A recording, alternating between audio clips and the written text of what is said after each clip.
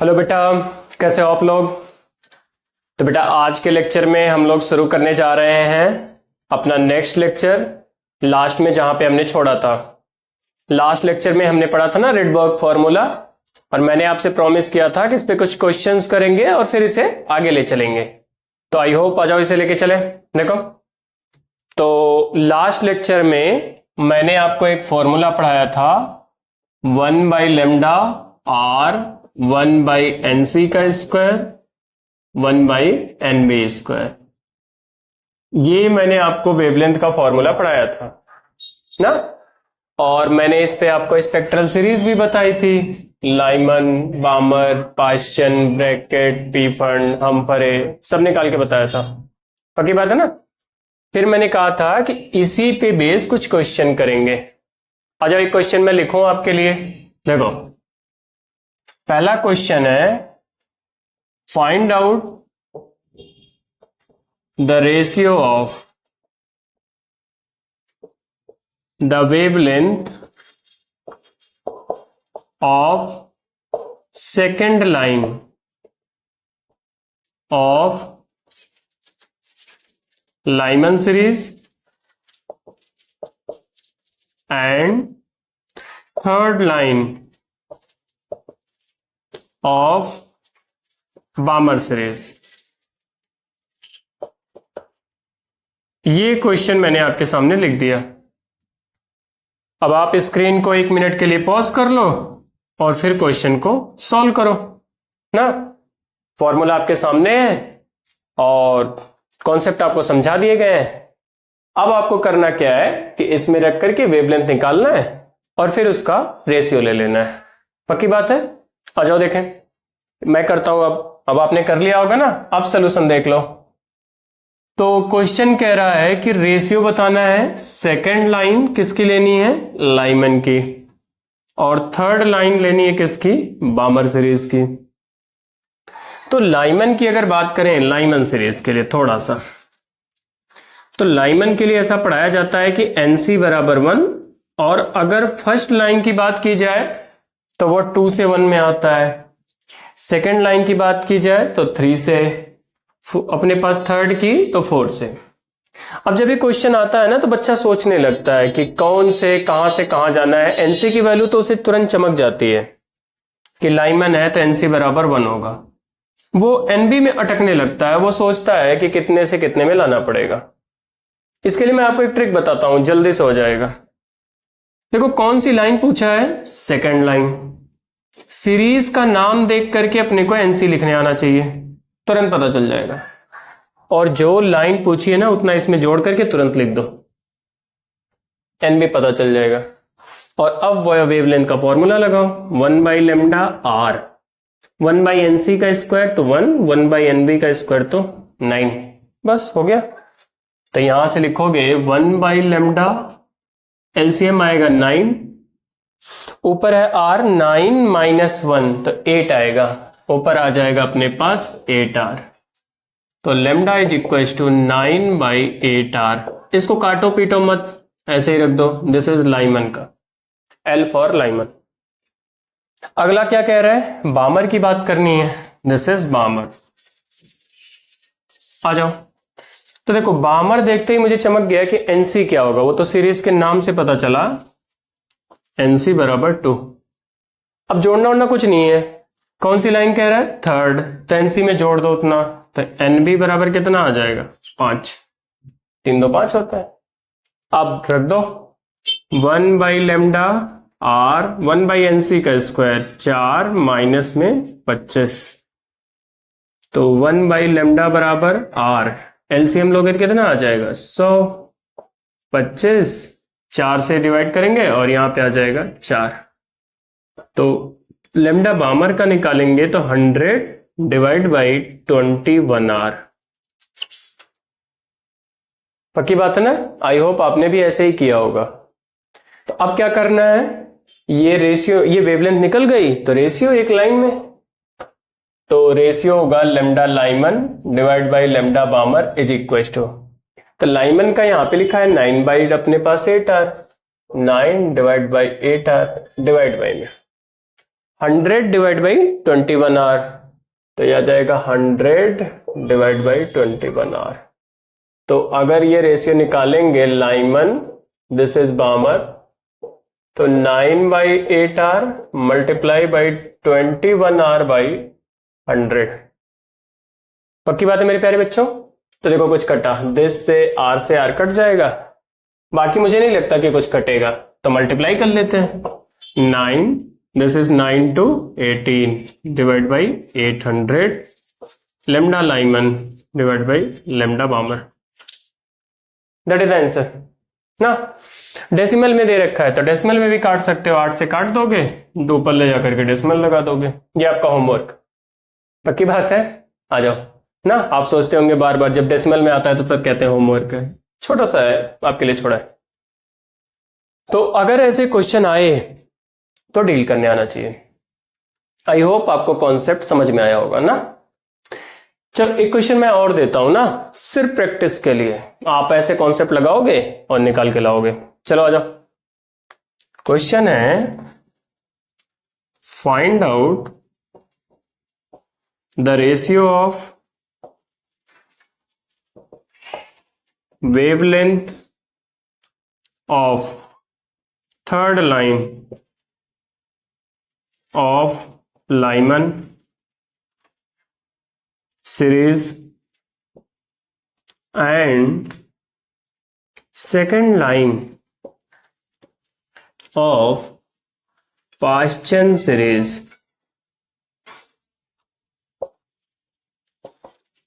आई hope आपको बात समझ में आ गई होगी और इस बार आपका आंसर बिल्कुल एग्जैक्ट आएगा। चलो अप्रोच करो, स्क्रीन को पॉज कर लो और फिर इसके बाद 1 मिनट के लिए इसे सॉल्व करो, फिर मैं बताऊंगा। पक्की बात है? चलो आ जाओ। तो आई होप आपने सॉल्व कर लिया होगा ना। मैं इसे मिटा देता हूं, देखो टी टी टी टी, ये मिट गया भाई।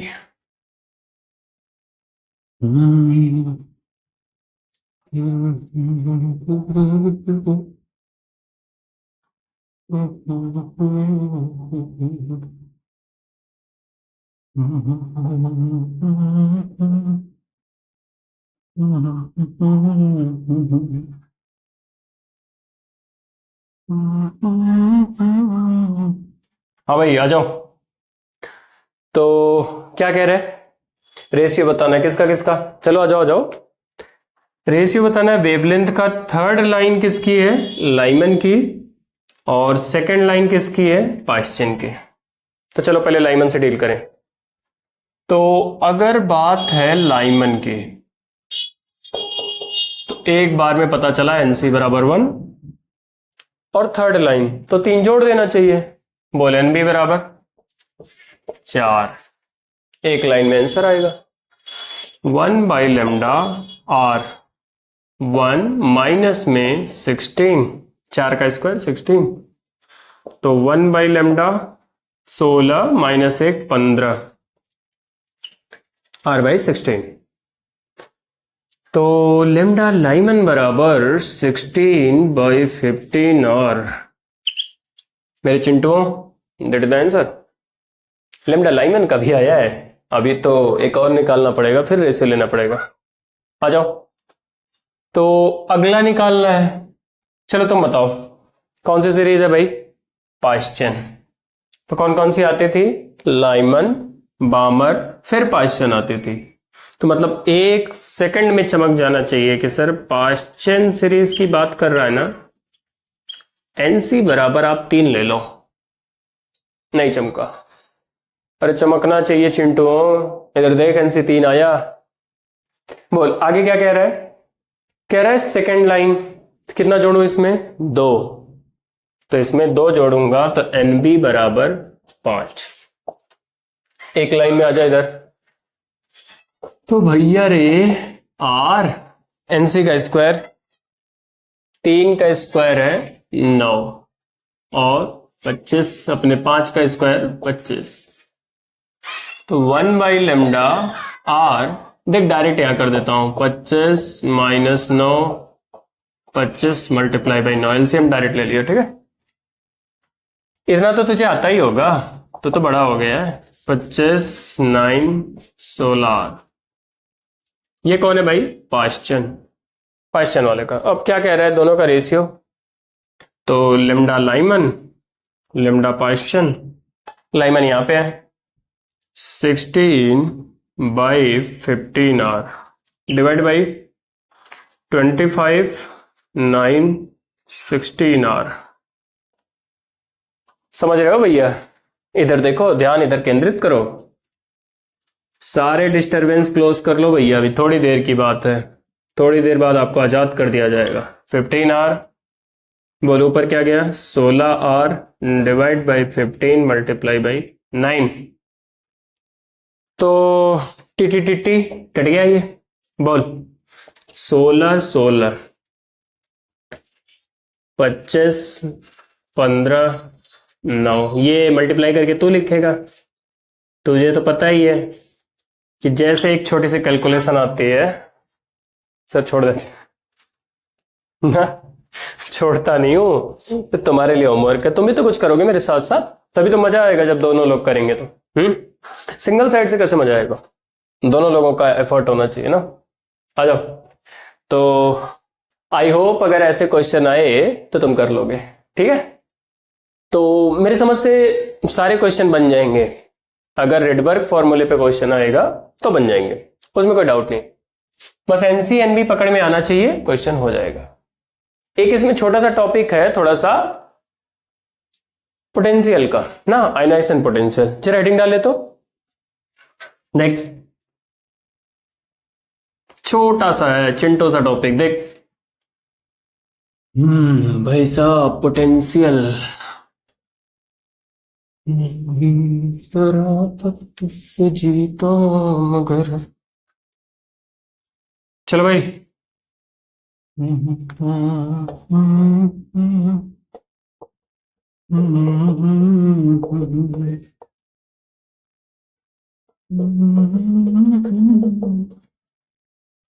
आयनाइजेशन पोटेंशियल, पक्की बात है। तो आयनाइजेशन पोटेंशियल क्या होता है? केमिस्ट्री में तो पढ़ाया जाता है, मैं भी यहां पढ़ाऊंगा। आयनाइजेशन का मतलब इलेक्ट्रॉन निकालना, पोटेंशियल का मतलब कितना वोल्टेज लगाना पड़ेगा, वही आयनाइजेशन पोटेंशियल है। तो जैसे मान हम हाइड्रोजन की बात कर रहे हैं ना, तो हाइड्रोजन में ग्राउंड स्टेट होगा n बराबर 1, फिर फर्स्ट एक्साइटेड स्टेट n बराबर 2, फिर सेकेंड n बराबर 3, ऐसे इनफाइनाइट तक स्टेट होंगी। तो आयनाइजेशन पोटेंशियल है कि हाइड्रोजन के ग्राउंड स्टेट से एक इलेक्ट्रॉन को निकाल लेना है। बोल कहां से निकालना है? हाइड्रोजन के ग्राउंड स्टेट से एक इलेक्ट्रॉन को उठा के निकाल लेना है, यूं। तो जितनी एनर्जी देनी पड़ेगी that is called as ionisation potential. तो मुझे पहले ये बता बेटा कि यहां पे एनर्जी थी कितनी? -13.6 इलेक्ट्रॉन वोल्ट ना। अगर इसे फॉर्मूले के टर्म में लिखें तो Z²/n², ये एनर्जी का फॉर्मूला होता है। और फॉर ग्राउंड स्टेट,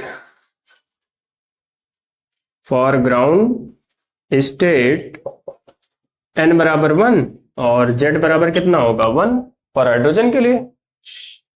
तो एनर्जी जो आ जाएगी दिस इज आएगी 13.6 इलेक्ट्रॉन वोल्ट। इतनी नेगेटिव में एनर्जी है, बट अगर ये यहां से निकला और इनफाइनाइट पे चला गया तो यहां एनर्जी कितनी हो जाएगी? 0। तो जितना नेगेटिव है अगर उतना ही और सप्लाई कर दें तो इसकी टोटल एनर्जी 0 हो जाएगी। अरे जस्ट निकाल लेना है, दौड़ाना नहीं है, निकाल के बाहर रख लेना है। काइनेटिक एनर्जी 0 और वहां उसका इफेक्ट नहीं है तो पोटेंशियल 0, तो टोटल 0। बाकी बात है। तो मेरे प्यारे बच्चे, इतनी एनर्जी इसको बाहर से सप्लाई करनी पड़ेगी, यानी आयोनाइजेशन पोटेंशियल होगा 13.6 वोल्ट। और अगर इसे थोड़ा सा जनरलाइज टर्म में लिखें तो हाइड्रोजन लाइक होता, तो क्योंकि ये तो प्योर हाइड्रोजन है, जैसे हीलियम प्लस भी तो हो सकता है। तो आयोनाइजेशन पोटेंशियल होता है 13.6 Z², दिस मच वोल्ट। पक्की बात है? ग्राउंड स्टेट के लिए n बराबर 1। तो कोई पूछे व्हाट इज आयोनाइजेशन पोटेंशियल, तो it is minimum potential required to knock out a single electron from ground state. पक्की बात है? समझ गए हो? आ जाओ एक क्वेश्चन बताओ। चलो मेरी तरफ आओ, सबका ध्यान मेरी तरफ आकर्षित हो जाओ भाई सब इधर।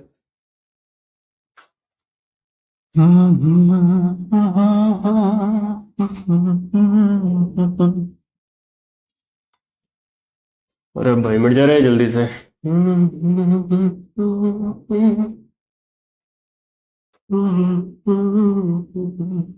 चलो आ जाओ एक क्वेश्चन लिखो भाई।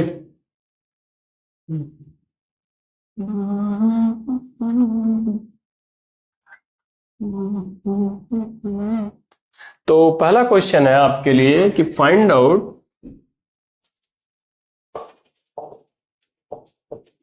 Ionization potential for He positive ions.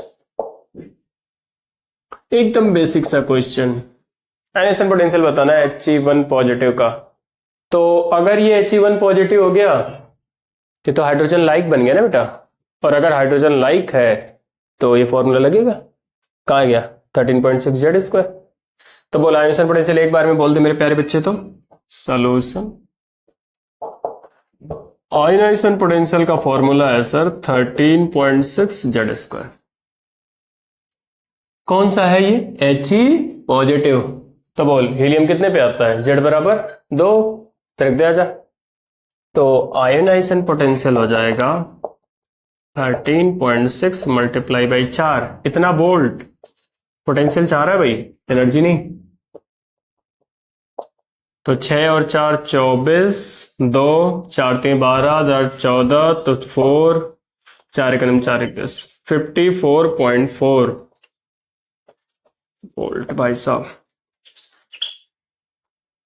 I hope हो जाएगा ना, कुछ भी तो नहीं करना है। मान ले अगर मैं लिथियम प्लस के लिथियम डबल प्लस के लिए पूछता तो Z बराबर 3, 3 का स्क्वायर कितना आ जाता? 9। तो बेसिक कॉन्सेप्ट है, कुछ खास नहीं है। ठीक है, देख तो नीट के लिए और जेई मेंस के लिए तो यहां तक मैंने सफिशिएंट है, इसके बियॉन्ड और कुछ है नहीं सिलेबस में। एक टॉपिक है जिसको बोलते हैं बाइनरी सिस्टम, ठीक है, या डबल स्टार सिस्टम बोलते हैं उधर ग्रेविटेशन में उसे। वो टॉपिक काम आता है थोड़ा सा एडवांस लेवल पे, या फिर कॉन्सेप्ट की बात करें तो कॉन्सेप्ट थोड़ा थोड़ा कभी कभी मेंस में भी काम आता है।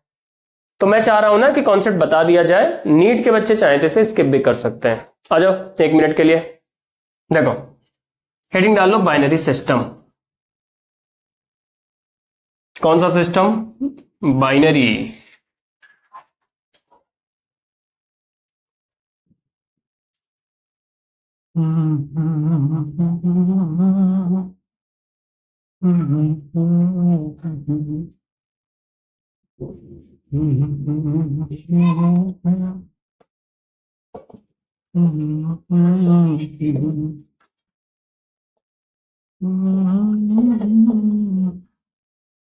आ जाओ भैया।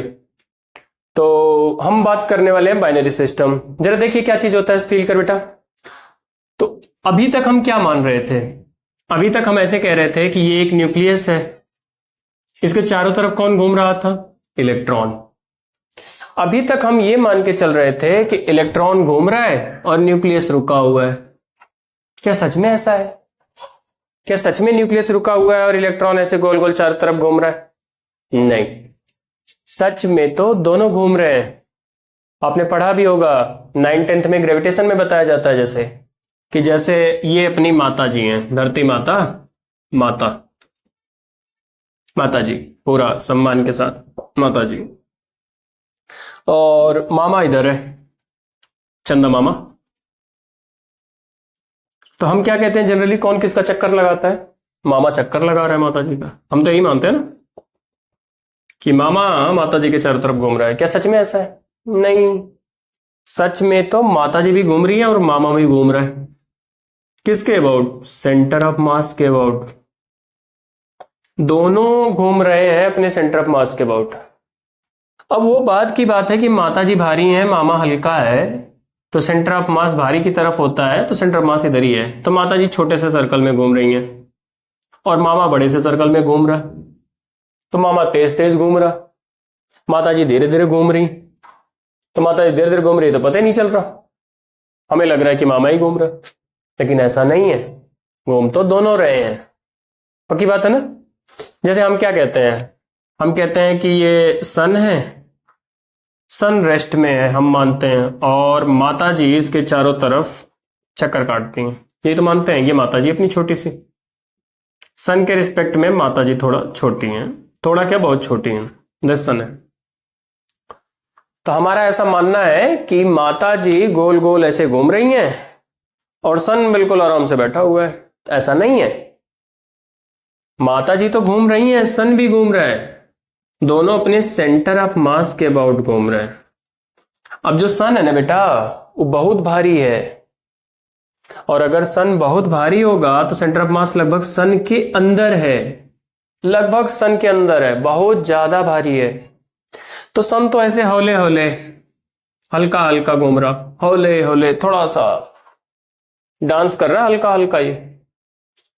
और माता जी के लिए रेडियस बहुत बड़ी बन गई, तो माता जी बड़े रेडियस में तेजी तेजी घूम रही हैं। तो हमें ऐसा लग रहा है कि माता जी घूम रही हैं और सन बैठा हुआ है। नहीं नहीं भैया, ऐसा नहीं होता, ये नाइंसाफी नेचर नहीं करता। दोनों लोग काम कर रहे हैं, भारी वाला थोड़ा कम घूम रहा है, हल्का वाला थोड़ा ज्यादा घूम रहा है, दोनों लोग घूम रहे हैं। तो यही टर्मिनोलॉजी तो न्यूक्लियर फिजिक्स में भी काम आएगी। क्यों? क्योंकि जरा समझ इधर देख क्या बात है। देख इसे मिटा लेने दे थोड़ी देर, सोचिए मैं जो कि बोला हूं, पक्की बात है ना। आ जाओ भैया। न्यूक्लियर फिजिक्स में अभी क्या हो रहा था, अभी अपन मान रहे थे ये एक न्यूक्लियस है और इसके चारों तरफ कौन घूम रहा था, इलेक्ट्रॉन। सर ये इलेक्ट्रॉन चक्कर मार रहा है, किसका चक्कर मार रहा है भाई, न्यूक्लियस का। क्यों मार रहा, क्योंकि न्यूक्लियस पॉजिटिव है, न्यूक्लियस के पास ताकत है, उसे घुमा रहा है अपने चारों तरफ। बट क्या सच में ऐसा है, अकेला इलेक्ट्रॉन ही पागल है जो इसके चारों तरफ घूम रहा है? नहीं, दोनों घूम रहे हैं, न्यूक्लियस भी घूम रहा, इलेक्ट्रॉन भी घूम रहा। वो बात की बात है कि न्यूक्लियस हल्का हल्का घूम रहा, क्योंकि न्यूक्लियस में है प्रोटॉन, इधर है इलेक्ट्रॉन। जो मास ऑफ प्रोटॉन होता है ना बेटा, वो लगभग 1836 गुना होता है मास ऑफ इलेक्ट्रॉन के, लगभग, नॉट एग्जैक्ट लिखा है, लगभग, ऐसे चिड़िया बना दिया। तो अगर 1836 गुना है मास ऑफ इलेक्ट्रॉन का, तो बहुत भारी नहीं है, 1836 गुना भारी है। तो भाई बहुत भारी है, ये बहुत हल्का है, तो सेंटर ऑफ मास तो इसी की तरफ है, यानी सेंटर ऑफ मास पूरे सिस्टम का कहीं यहां है। This is the common centre of mass. तो ये दोनों अपने सेंटर ऑफ मास के अबाउट गोल गोल घूमेंगे, तो इलेक्ट्रॉन जो होगा उसकी रेडियस बड़ी हो जाएगी, दिस इज आर ई, और न्यूक्लियस जो होगा, थोड़ा सा इधर और कर लेते हैं, ज्यादा भारी है भाई, तो इलेक्ट्रॉन की रेडियस थोड़ी बड़ी हो गई इतनी, और न्यूक्लियस की जो रेडियस है वो बहुत छोटी हो गई, दिस इज आर ई। और दोनों अपने सेंटर ऑफ मास के अबाउट घूमेंगे, तो इलेक्ट्रॉन जब ऐसे ऐसे घूमेगा तो ये न्यूक्लियस कुछ ऐसे ऐसे घूमेगा, ये भी गोला मारेगा ऐसे। पक्की बात है ना। आपने सेंटर ऑफ मास में एक कॉन्सेप्ट पढ़ा होगा कि दो बॉडीज अगर हैं, एक m1 है एक m2 है, और अगर उनके बीच की दूरी d है, तो 11th क्लास में सेंटर ऑफ मास जो चैप्टर है उसमें पढ़ाया जाता है कि इन दोनों का सेंटर ऑफ मास हमेशा इनकी लाइन ज्वाइनिंग पे होगा, हमेशा दो बॉडी का सेंटर ऑफ मास हमेशा उनकी लाइन ज्वाइनिंग पे ही होता है। और ये दूरी लिखना भी सर ने सिखाया होगा आपको, अभी के लिए सीख लो, नहीं सीखोगे तो मैं पढ़ा दूंगा, हो जाएगा याद। D1 लिखना सिखाया होगा ऐसे, कैसे, अपोजिट का मास इंटू में total distance divide by total मास, ये सर ने सिखाया होगा कि अगर इससे सेंटर मास की दूरी चाहिए तो अपोजिट का मास ले ले, इंटू में टोटल डिस्टेंस कर दे, डिवाइड बाई टोटल मास कर दे। अगर तुझे कॉन्सेप्ट समझ में आया तो बोल D2 कितना आएगा, D2 बोल बोल बोल चल, D2 मैं इधर से देखता हूं भाई, D2 क्या लिखूं, अपोजिट का mass this is m1 into total distance divide by m1 plus m2। ये सर ने 11th क्लास में पढ़ाया होगा, पक्की बात है ना, सबने पढ़ा होगा। तो अगर ये पढ़ा है बेटा तो क्यों ना ये कॉन्सेप्ट यहां लगा दिया जाए। तो मुझे पता चल गया कि दोनों का सेंटर ऑफ मास इनकी लाइन ज्वाइनिंग पे है कहीं यहां पे, this is the common centre of mass. ठीक है, अब अगर ये स्टेबली आराम से ऐसे घूम रहे हैं तो हमेशा सेंटर ऑफ मास इनकी लाइन ज्वाइनिंग पे रहना चाहिए। इसका मतलब जब ये भाई घूम करके कहीं ऊपर गया होगा यहां पे, तो ये जस्ट इसके अपोजिट यहां पहुंचा होगा, just opposite.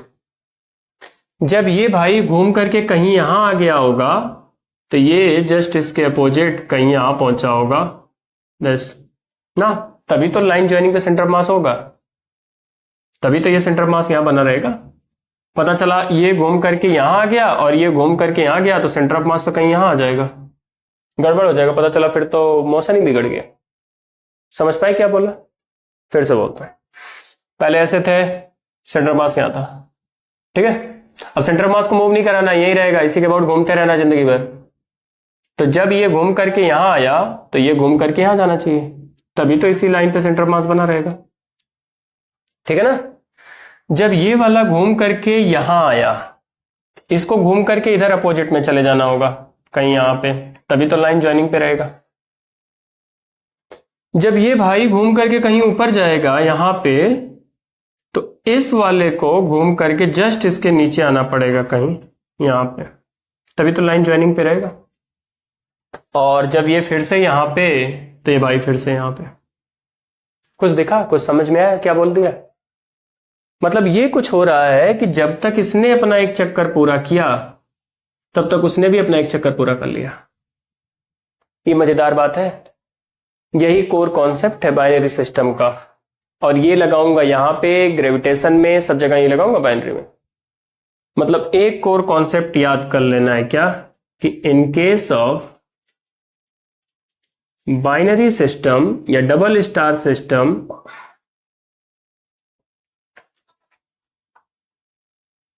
in case of binary system, omega of both the particle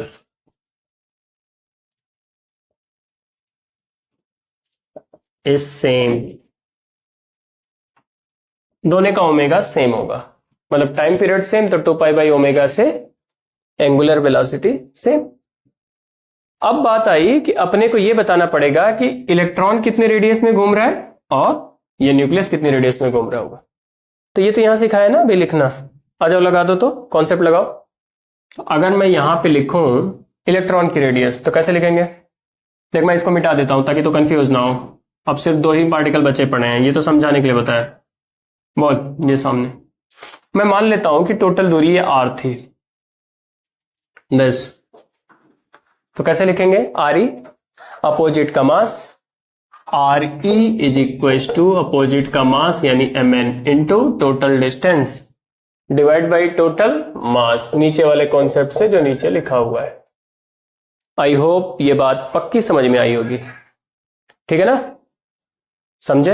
ये रट लो बेटा, अपोजिट का मास, टोटल डिस्टेंस, टोटल मास। और बोल, अगर मैं RN लिखूं तो दिस, तो अपोजिट का मास ME into R divide by ME plus MN। सही बात है।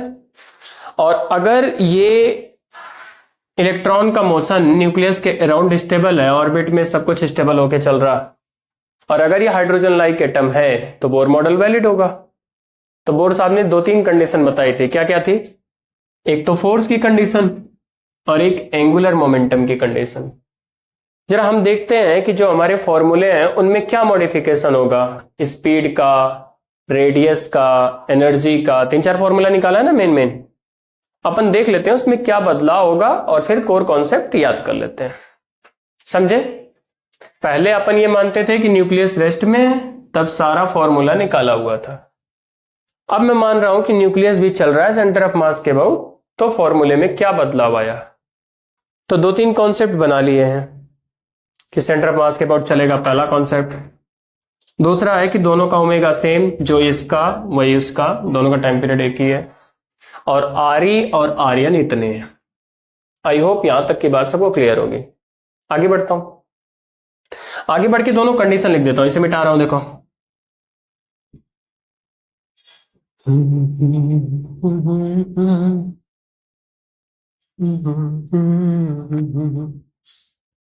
चलो आ जाओ। तो इस पे फोर्स की कंडीशन लिखते हैं ना। देखो, अगर कोई पार्टिकल सर्कुलर मोशन करता है तो उस पर एक सेंट्रीफ्यूगल फोर्स लगता है एम ई, उसकी रेडियस इंटू में omega square, M R omega square पढ़ाया गया है। और इसको बैलेंस कौन कर रहा होगा? सेंट्रीपिटल जो दे रहा होगा अंदर की तरफ, वो इनके बीच का इलेक्ट्रोस्टैटिक फोर्स होगा, क्योंकि न्यूक्लियर की बात हो रही है तो जेड ई और इस पे ई।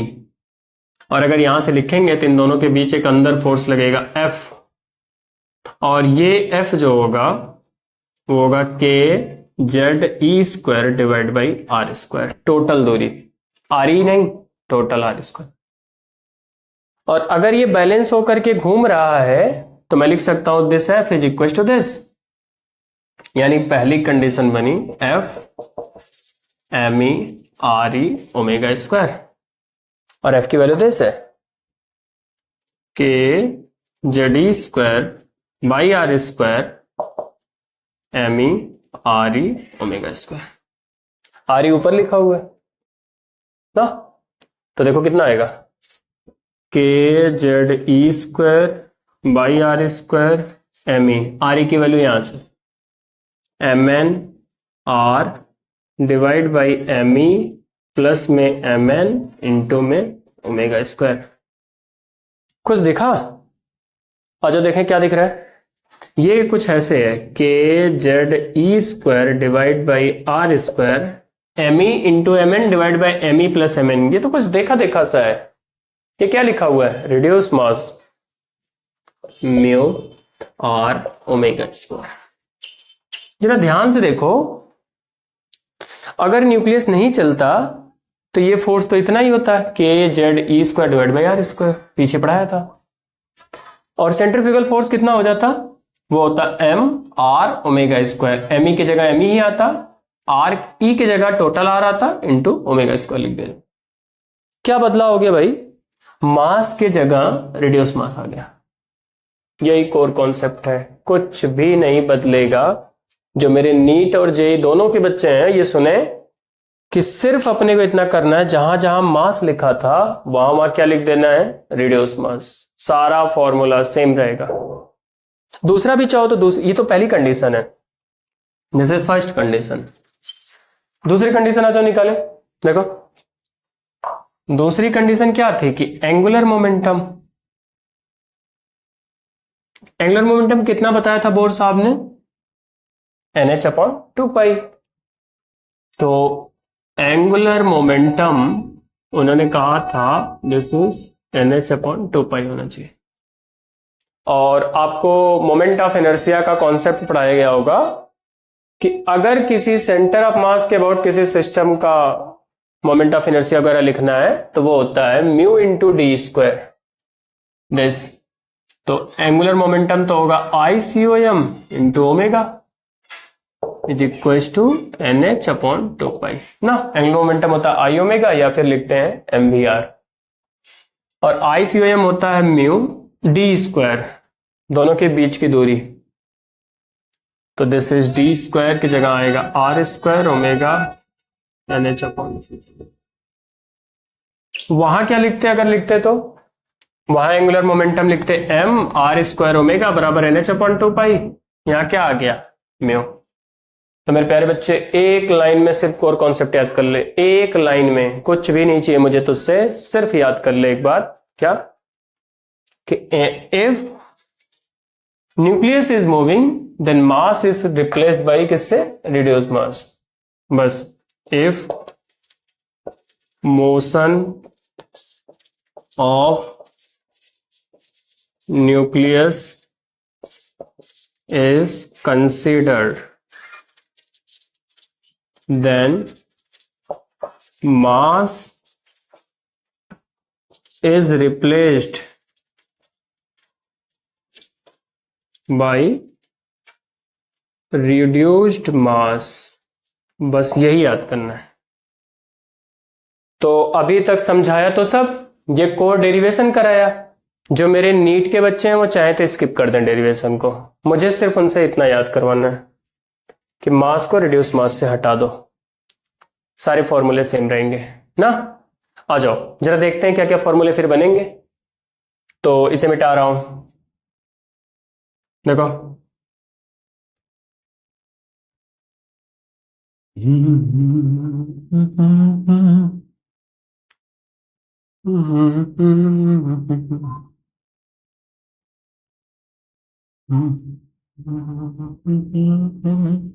चलो भाई देखो,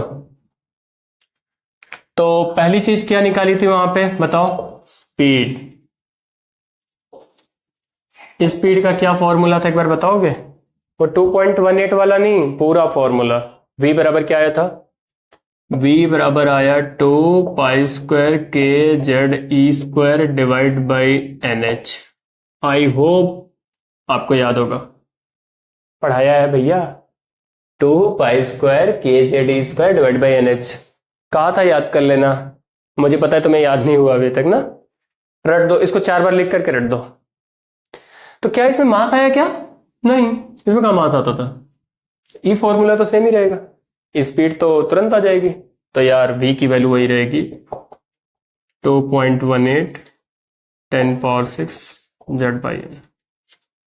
v यही रहेगा भाई, सेम, नो चेंज। कहाँ मास आया, कहाँ से हटाऊं? कुछ नहीं बदला। तो स्पीड तो सेम है। रेडियस देखते हैं, रेडियस।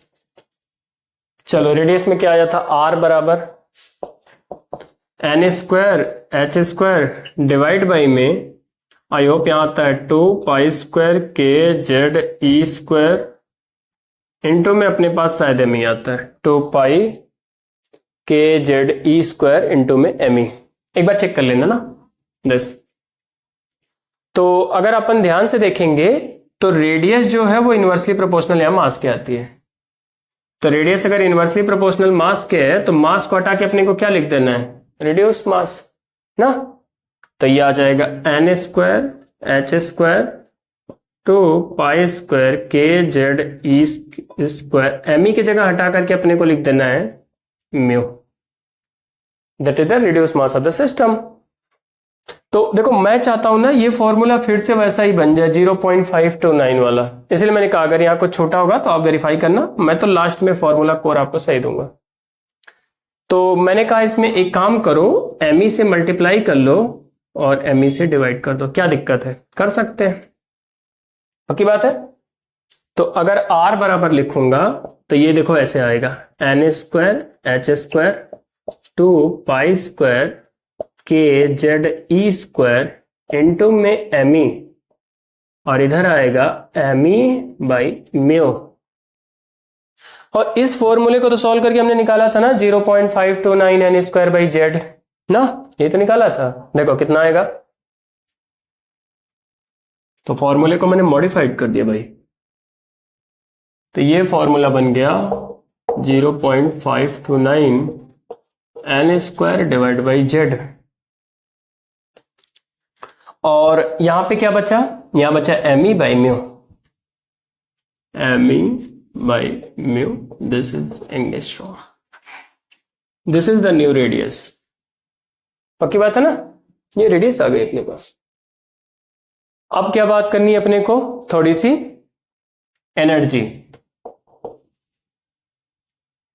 एनर्जी के क्या था एनर्जी का फॉर्मूला एक बार आप बताओ।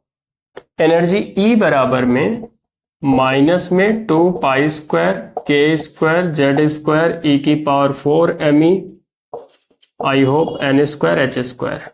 ये फॉर्मूला था आपका, कहा था याद करने के लिए। तो एनर्जी ई बराबर, दिस इज टोटल एनर्जी। अगर अब लिखें तो कितना होगा? मास की जगह क्या आएगा? Reduce mass, k² Z square ई की power 4, this is mu n² h²। पक्की बात है, परेशान ना हो मेरे नीट के बच्चे, बिल्कुल कॉन्सेप्ट पे ध्यान दें। इधर देखो, तो क्या बन गया है बेटा? ये अब अगर मैं चाह रहा हूं कि ये फॉर्मूला फिर से वैसा ही बने 13.6 Z square by N square, तो मैंने एक काम किया, एम ई से मल्टीप्लाई, एम ई से डिवाइड, क्या दिक्कत है। तो ई बराबर दिस अगर लिखें तो -2 pi square K square Z square A की power 4 M E divide by N square H square, इतना बन जाएगा।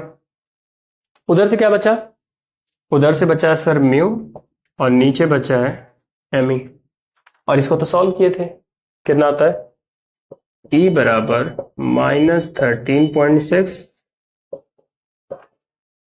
यहां पे ऊपर आता है जेड स्क्वायर, नीचे आता है N square, this is mu divide by M E. I hope आपको बात समझ में आई होगी ना।